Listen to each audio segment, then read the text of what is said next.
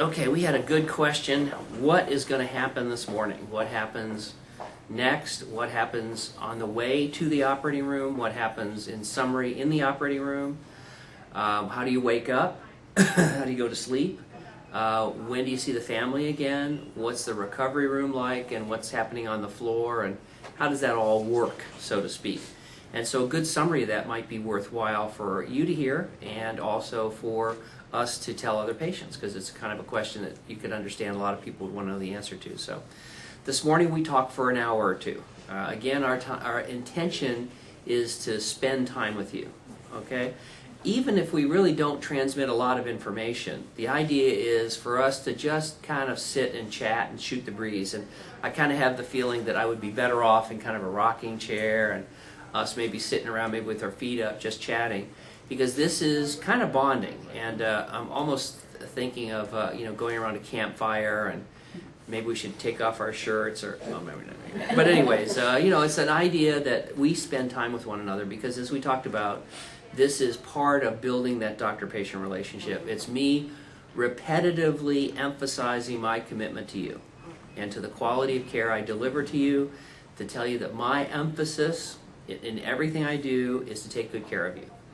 And I'm very proud of our results. I think if you look at our very open medical practice, in other words, you can peek into my medical practice, you can watch me operate, you can talk to my patients, because we practice in a very open and transparent way. And that's really unusual. And it's understandable that not every medical practice can do that, because if you were having, for example, a medical practice of herpes, you wouldn't want, and that you could imagine most patients wouldn't want that published widely and broadly over the internet. Okay, well, we're not in that situation. We're in a situation where bariatric surgery, weight loss surgery, is controversial, where good doctors disagree about what's the best treatment, that my opinion is that head and shoulders above everything else is the mini gastric bypass, and that we want to offer it to people, but we want to give you this opportunity for transparency. We want you to be able to see what we do, and we want to emphasize our availability and our commitment to excellence to you. So part of that is this morning.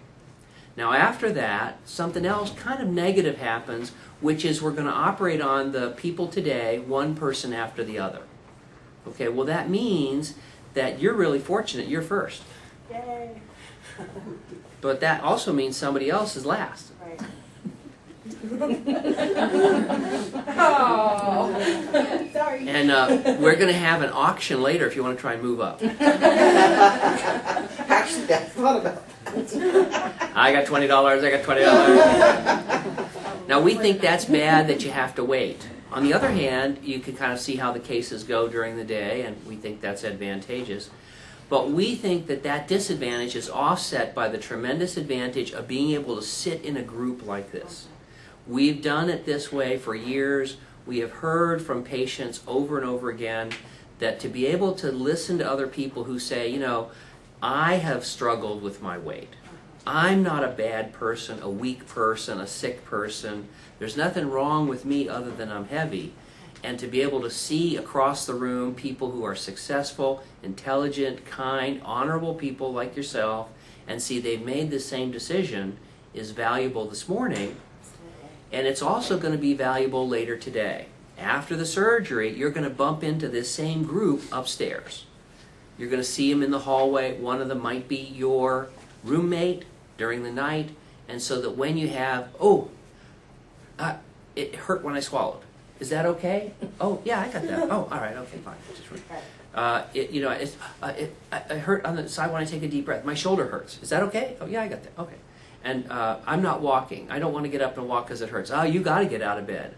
Dr. Rutledge said, well, I don't want to. You're getting up. Well, who are you? Well, I'm your roommate, and we're getting up, And so that kind of camaraderie is really a beautiful thing to watch, because the people that we've selected, are really wonderful people.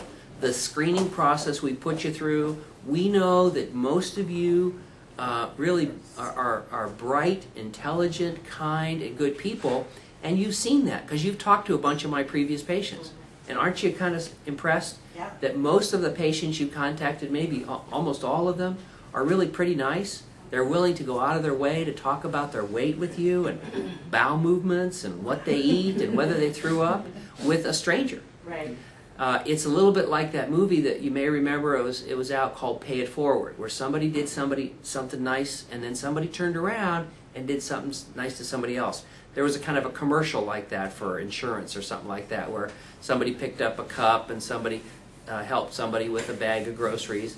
And that's what I'm participating in, this kind of community of wonderful people that go through this process and then turn around, take some time out of their day and in their future days and say, I'll help somebody else who's struggling with that same problem.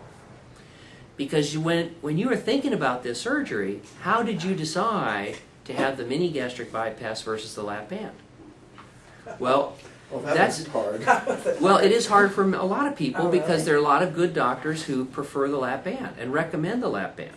Or there's a lot of very good doctors and patients who've had success with the Roux-en-Y gastric bypass.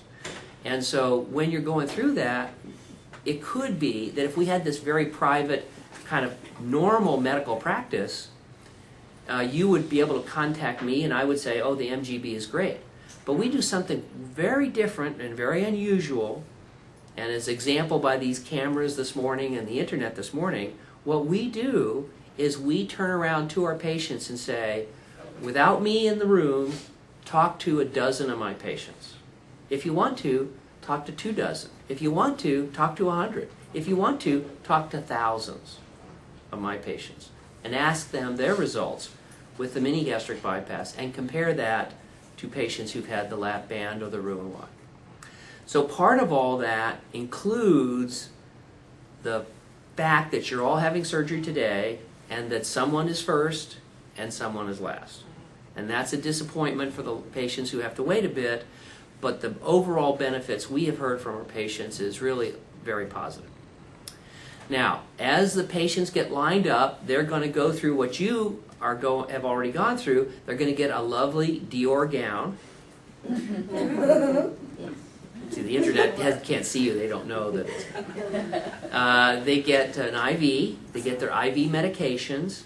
And then a few minutes before surgery, they'll come down and wheel you and your family down to the front of the operating room. Then we'll invite, in this case, Mom, to go sit in the waiting room. They'll take you back and prepare you by talking to our anesthesiologist today.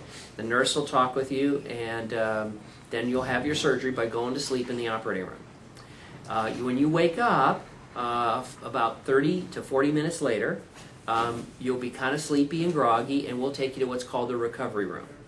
As soon as the surgery's finished, I'll go out and talk to Mom, and I'll tell you how the surgery went, and I'll tell you if there are any complications or problems. I'll tell you what the liver looks like. Usually it's a fatty liver. I'll tell you if we see any lumps or bumps or anything unusual, and I'll tell you, having thought about things and looked inside, about how much we bypassed. The recovery room is a time where usually nothing happens, but it's very serious because you go from fast asleep to wide awake, so you're not going to be invited in to see her at that time.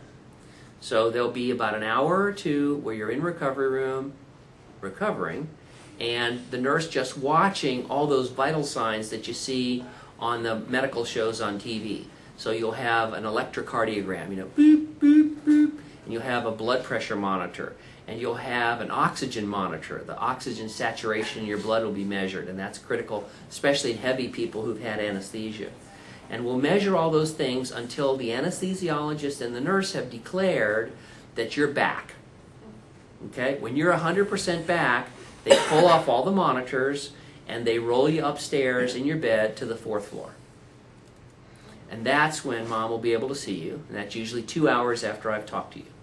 Sometimes it's an hour, and then depending if we're full on beds, it can be 3 hours, but that's roughly 2 hours. Once you're upstairs, you can be groggy for a while. You can have some pain. You can have some aches and pains. Usually it's mild. If you have pain, what should you do?